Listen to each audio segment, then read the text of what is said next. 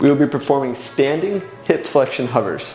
So we're going to use our stick mobility sticks. So if you want to pick up some of these sticks, you can just refer to our resources section where we have those there for you. It's just a really great tool to help us create stability, create full body tension, so we can get the most out of that target tissue, which in this case is the hip flexor. So we just want to really make sure that we're using as much full body contraction and tension so we can really get the most out of the hip flexor and not lean back or not use any common compensations to allow us to get over this object. So using the object is going to be really tempting just to clear it by any means necessary, but we want to make sure that we're getting the most out of the tissue that we're aiming to train for that day. So we've gone kind of further along the line of complexity from, say, our pails and rails. We've opened up more tissue, opened up more range, to now we're looking to solidify that range, add more control within that range. So we've done our pass range holds, pass range liftoffs, and now we're into our hovers, which we call dynamic pass range liftoffs, because now we're not only lifting up, but now we're moving over an object within that zone of hip flexion. So in this case, we're using the same box that we use for the liftoff, and now we're gonna use a ball, or you can really use any object to try to get up and over. So I'm gonna lift up, come over, set down slowly. So I'm gonna imagine I'm parachuting down. I don't wanna just thud down. And then from there, I'm gonna come back up and over. So your sets, your reps may be dependent on your program, your goals, and your needs for that day and for the phase of training that you're in.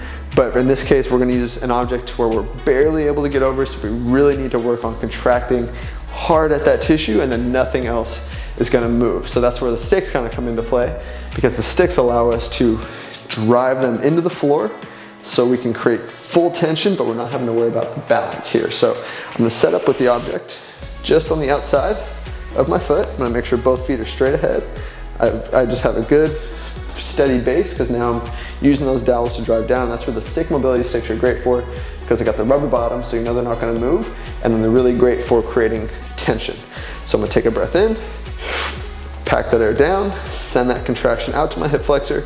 I'm gonna get as tall as I possibly can. I'm gonna lock out my support leg, just work on driving that knee straight up as high as I possibly can, come over, set down slow.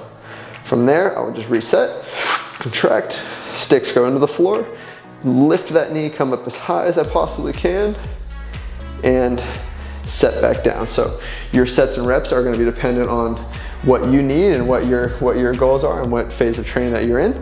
But we just wanna really focus on getting the most out of that tissue, coming up, over, going slow, coming up, over, going back down. So what you can also do as well is you can set up multiple objects. So maybe I set the ball here, and then I set up another ball out here. So now I'm coming up and over, and I'm going even farther out into abduction. The farther out you go, the more challenging that it's gonna be. So just wanna kind of reiterate the importance of using those sticks for stability, creating full body tension, and then really, even if you're able to get way up and over it, really creating as much tension as you can to get that hip up as high as possible, and then control it through any of the zones that you're training in. So that is a standing hip flexion hover.